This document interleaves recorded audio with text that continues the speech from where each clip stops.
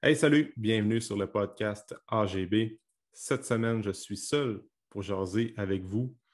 En fait, c'est un épisode solo qui va être plus court qu'à l'habitude. J'avais pas vraiment d'inspiration, d'idées, d'invités à amener sur le podcast cette semaine.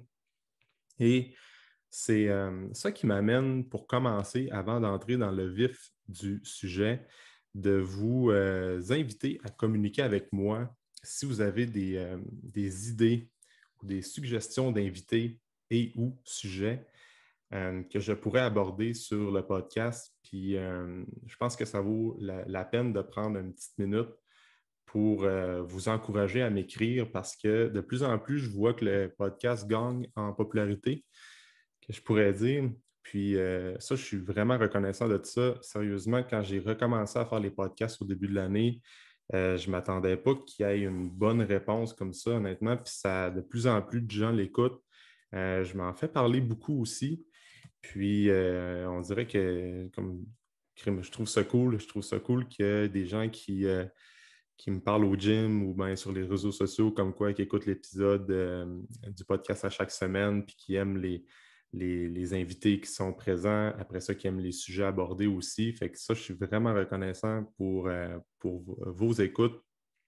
Puis, n'hésitez pas à m'écrire sur toutes les plateformes, là, que ce soit Facebook, Instagram, en message privé. Ça me fait toujours plaisir de voir vos suggestions, puis voir aussi comment vous appréciez le podcast. Puis en même temps, si vous avez des trucs à améliorer, que ce soit la diversité au niveau des sujets, la longueur, quoi que ce soit, commentaires constructifs, je les prends.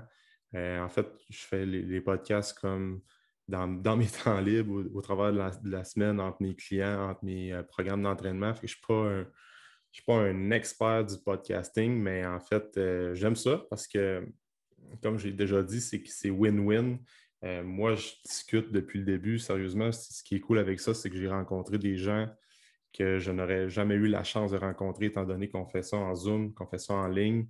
Puis, à toutes les fois que j'ai une rencontre avec une personne, au moment où on enregistre l'épisode, ben, je ressors tout le temps grandi avec de nouvelles connaissances. Fait que moi, je suis gagnant et vous également parce que vous apprenez de ces personnes-là. Puis, vous êtes capable d'aller. Ben, j'essaie d'aller chercher plein de sujets différents aussi pour vous aider justement dans l'atteinte de vos objectifs parce que c'est ça la mission du podcast, vous transmettre de l'information. Puis à partir de là, vous êtes capable de faire votre tête sur des sujets au niveau de l'alimentation, de l'entraînement, des saines habitudes de vie et tout ça.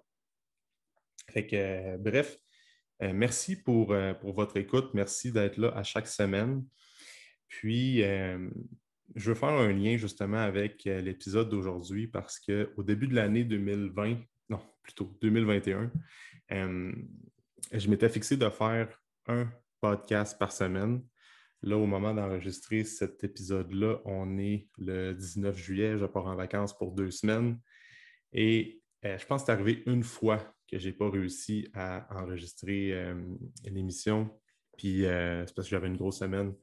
Je pense que c'était au mois de juin. Fait que c'est arrivé une fois que je n'ai pas réussi mon objectif. Puis sur le coup, j'étais comme ça me fâchait quasiment parce que je suis quand même très cartésien quand on parle d'objectifs. Puis tout ce qui a rapport avec mon entreprise et tout ça, quand j'ai des deadlines, quand je me fixe un objectif, c'est comme un léger toc que j'ai. Il faut absolument que je le fasse, peu importe ce qui arrive. Puis là, c'est arrivé une fois, mais écoute, j'ai été capable de passer au travers, mais je voulais quand même prendre le temps d'enregistrer un parce qu'au moment que vous allez écouter ça, je suis en vacances, fait que je dois probablement être sur le bord de la beach s'il fait beau, sinon bien relax en train de faire une activité, mais c'est pas ça le point, c'est que je pense que la constance, c'est un peu vers ça que je veux amener le sujet aujourd'hui, c'est que qu'est-ce qui arrive, c'est que la constance, c'est vraiment l'élément le plus important quand on a des objectifs et je m'explique pourquoi. Euh, je me rends compte, plus ça va, plus je parle à différents invités, autant hommes et femmes que j'ai eus, puis autant peu importe les sujets, que ce soit nutrition, améliorer le sommeil, gérer le stress, la routine d'entraînement, l'activité physique.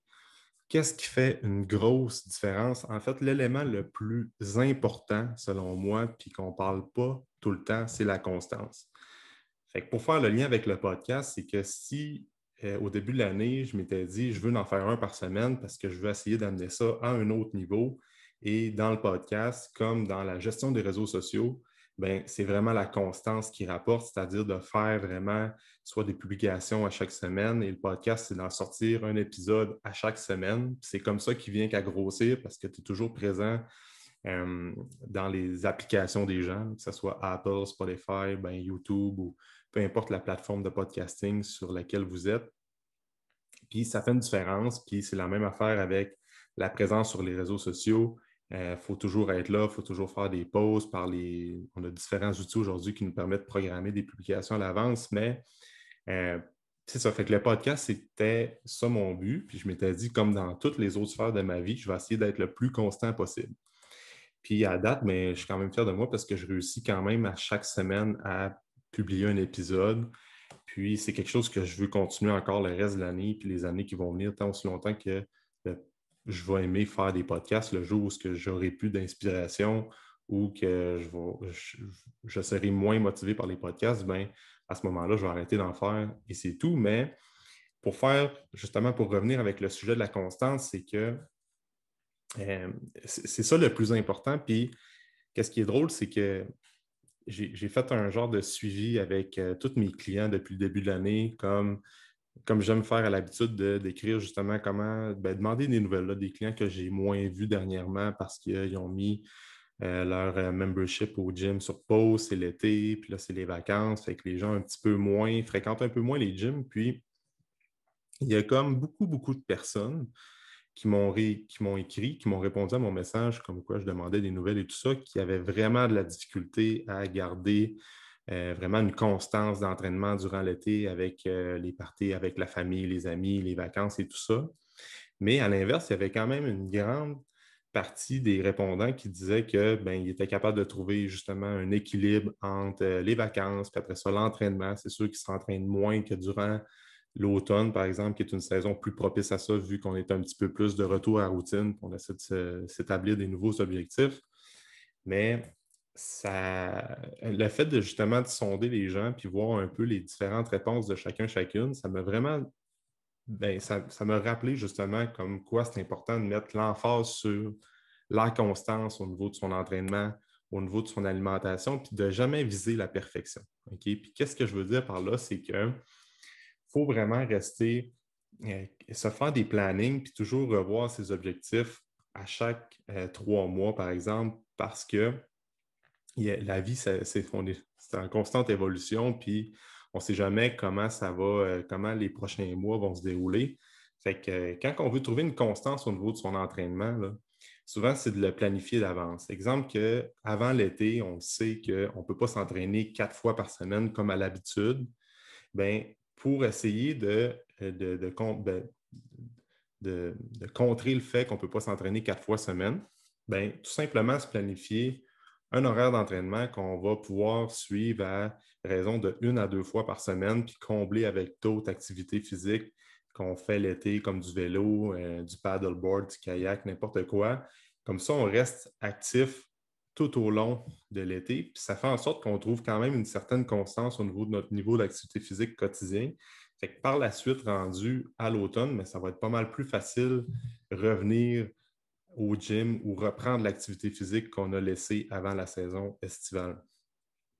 Fait que c'est la même affaire au niveau de notre alimentation. Tu sais, souvent, là, l'été arrive, fait c'est sûr que les terrasses, bon, ben, c'est plus, ben, l'été arrive. Excusez, on est au milieu de l'été en ce moment. Puis, comme j'aime dire, l'été, c'est court, puis c'est important d'en profiter au maximum.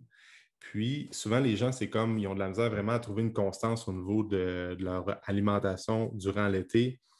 Après ça, ils sont capables de reprendre le beat à l'automne. C'est pas... Le point dans tout ça, c'est que durant l'été, le but, c'est de garder une constance puis de ne pas viser une alimentation parfaite.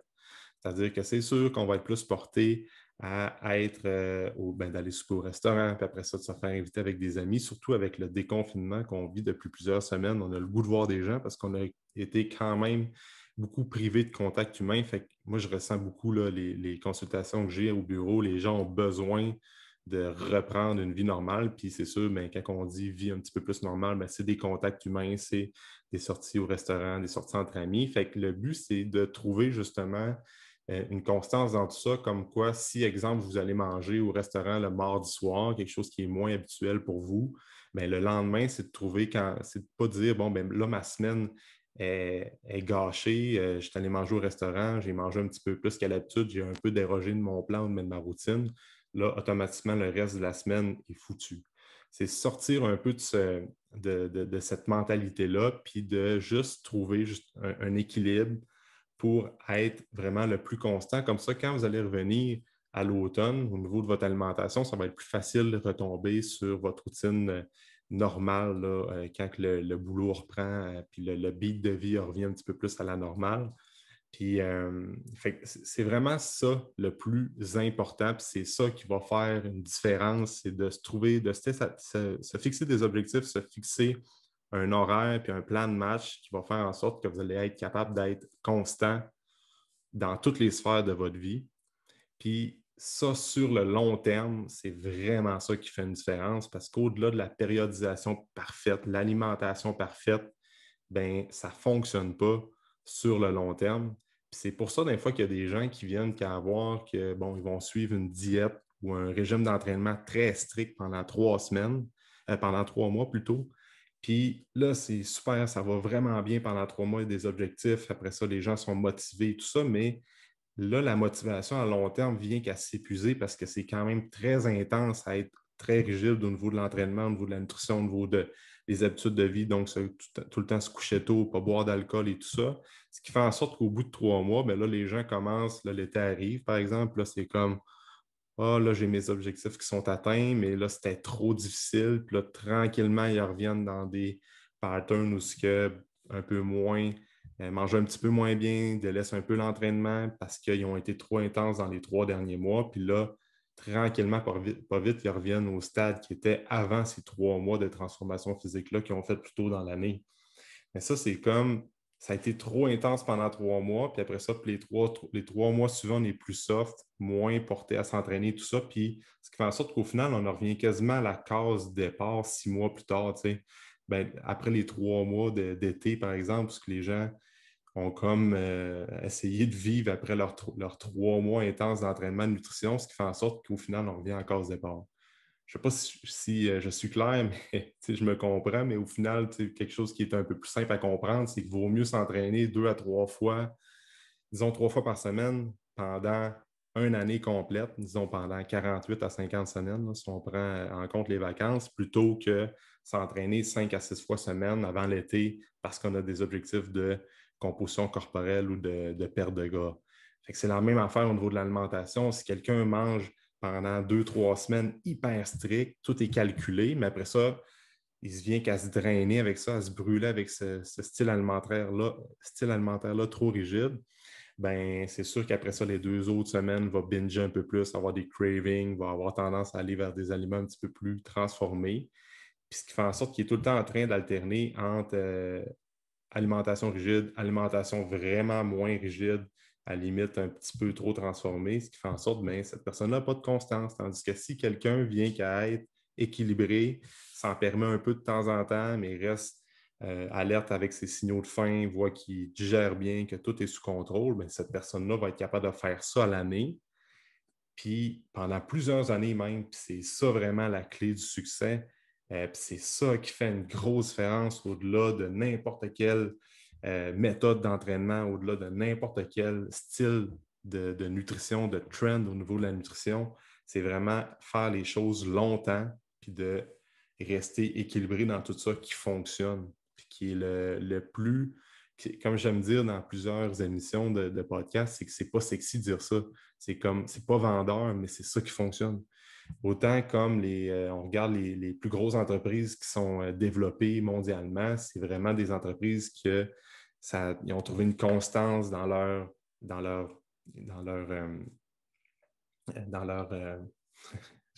quand je suis seul, des fois, je cherche mes mots, là, mais dans leur exploitation, non pas exploitation, j'ai comme le terme en tête, ça m'échappe, là, mais dans leur développement d'entreprise, si on veut, ils ont vraiment fait les choses progressivement, constamment, puis ça n'a juste jamais arrêté d'évoluer comme ça, ce qui fait en sorte que c'est ça le succès pour justement les gestionnaires de ces entreprises-là, les artistes, les grands investisseurs qu'on lit des fois des livres. Là, j'aime bien lire des livres de ces gens-là. C'est vraiment ils sont capables de faire ça longtemps, puis c'est ça qui rapporte.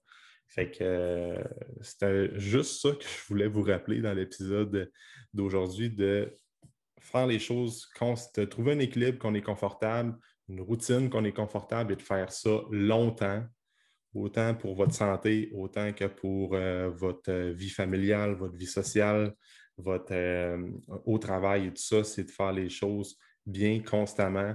Puis c'est ça la recette du succès. Fait que c'est un peu, je vais éclore le sujet de l'émission pour aujourd'hui avec ça, de faire les choses longtemps et en restant équilibré. C'est ça la clé du succès. Puis, c'est ça. Si je me répète là, pour le podcast, je vous remercie encore de vos écoutes. Et si vous avez le temps, si vous écoutez sur Spotify, peut-être juste à toutes les fois que vous aimez un épisode, c'est toujours apprécié quand vous prenez une petite story puis vous partagez ça sur Instagram. Même affaire si vous écoutez sur YouTube ou Apple.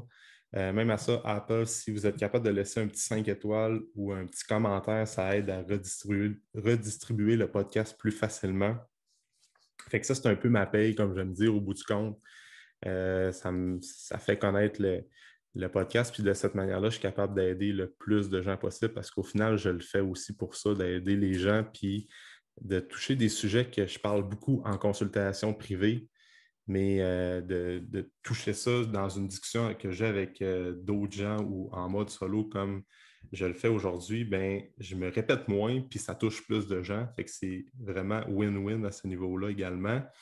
Fait que c'est pour ça que j'aime ça, justement, jaser à chaque semaine. Comme ça, j'ai l'impression que ça reste dans la tête des gens. Puis à toutes les fois que j'ai des questions, soit par les clients qui m'écoutent, ben, j'ai comme l'impression que, vu qu'ils ont écouté le podcast, ils sont capables de se faire une tête. Puis après ça, quand ils arrivent avec des questions plus spécifiques, plus pointues, ben, ça aide justement à les aider. Ben, ça me permet de les aider davantage au niveau de leur santé. Fait que merci pour votre écoute. Puis on se dit dans un prochain épisode. Bye.